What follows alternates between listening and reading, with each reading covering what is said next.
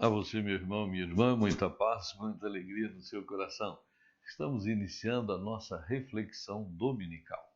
Vamos rezar clamando a presença e a ação do Espírito Santo. Em nome do Pai, do Filho e do Espírito Santo. Amém. Vinde, Espírito Santo, enchei os corações de vossos fiéis e acendei neles o fogo do vosso amor.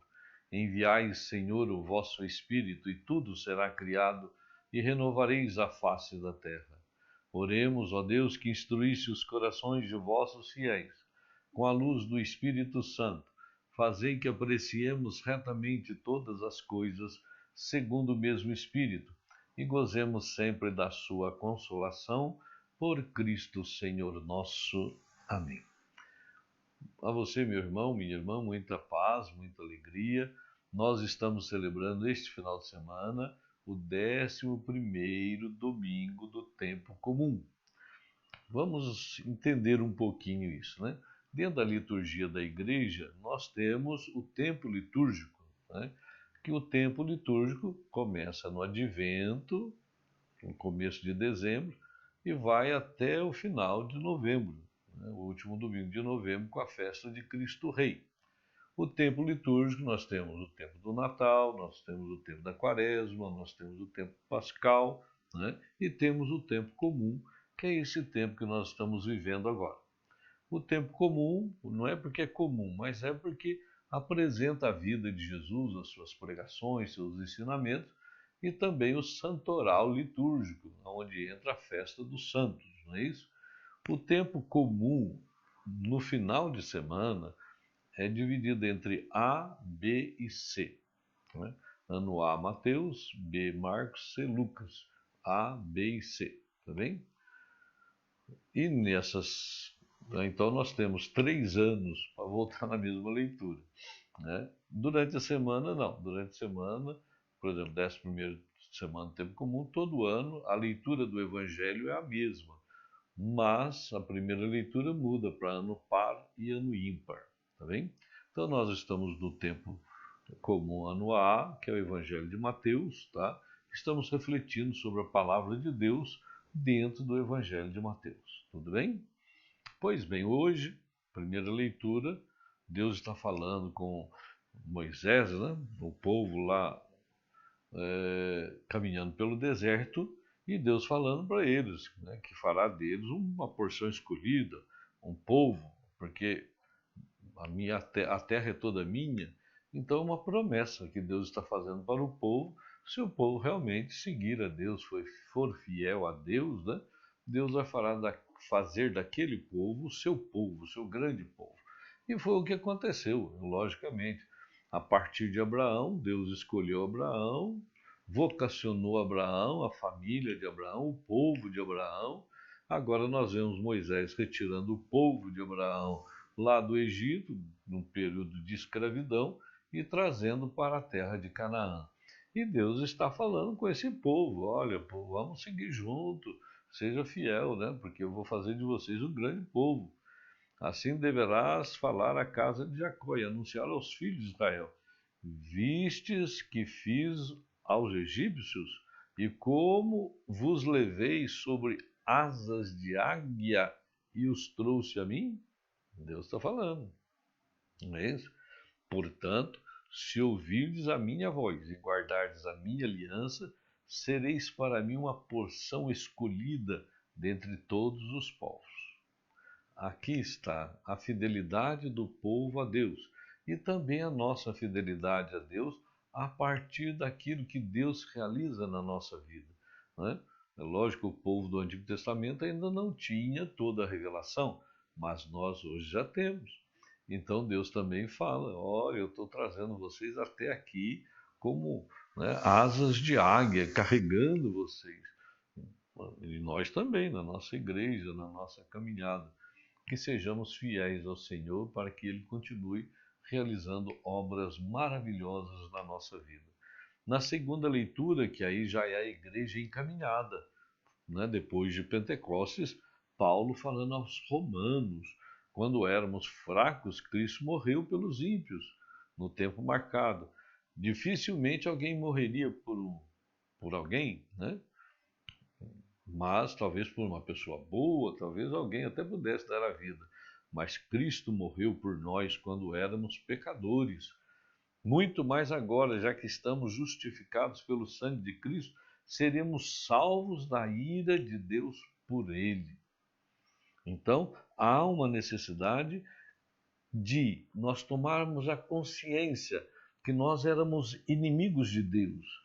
E todos aqueles que morriam e que morreram antes de Cristo não tinham salvação. Estava lá na mansão dos mortos, não é isso? Esperando, aguardando a salvação. Agora nós já temos a salvação. Nós éramos inimigos e agora fomos justificados por Cristo. Então que possamos tomar uma nova consciência da nossa vida. Qual é a nossa vida em Cristo? Por quê? Porque nós estamos envolvidos no amor de Deus, estamos mergulhados nessa graça, fazemos parte do povo de Cristo, fazemos parte desse rebanho, e nesse rebanho tem duas coisas fundamentais para nós: permanecer no rebanho e agir como filhos de Deus no mundo. Porque no Evangelho o Senhor vai falar assim: a messe é grande, mas os trabalhadores são poucos. Pedi ao dono da messe que envie trabalhadores para a sua colheita. Olha, está falando com você e comigo também. A messe é grande, os operários são poucos. Aqui na comunidade nós falamos assim: a messe é grande, os operários são poucos.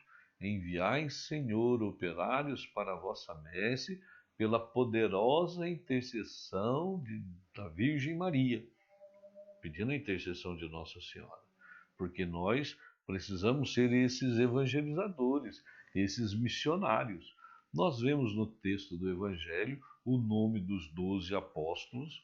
Jesus envia os 12 e deu aos 12 o poder de curar doenças, de expulsar demônios, né? Tem uma outra passagem que Jesus envia 72 discípulos, dando a eles também o mesmo poder.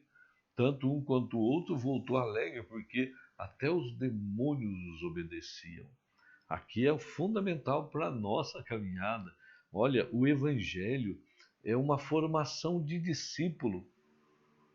Formação de discípulo, porque é uma boa notícia, uma boa nova, né? O Evangelho quer mostrar para nós a boa notícia que é Jesus Cristo. E ele quer formar a cada um de nós como discípulos de Cristo. Assim acontece com os apóstolos. Eles caminharam com Cristo, ouviram as pregações de Cristo, ouviram os milagres que Jesus viram, os milagres que Jesus realizou, tudo que Jesus fez. Eles estavam acompanhando Jesus. São discípulos, mas faltava algo para o discípulo: fazer o que o mestre fazia. Essa é a formação do discípulo. O discípulo anda com o mestre, vê o que o mestre faz, observa tudo que o mestre faz e depois começa a fazer como o mestre fez.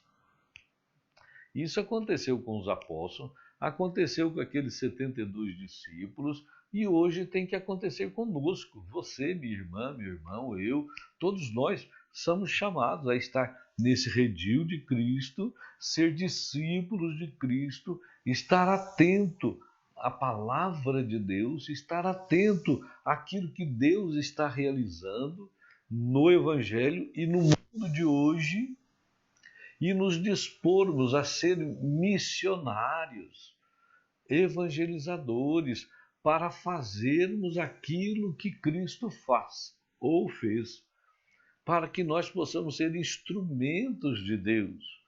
O discípulo, ele não fica só olhando para o mestre, ele não fica só vendo o mestre fazer, ele aprende com o mestre e faz como o mestre faz.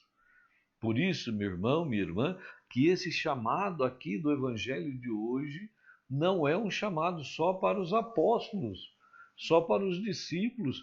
Não, é um chamado para você e para mim, porque hoje nós somos os discípulos de Cristo.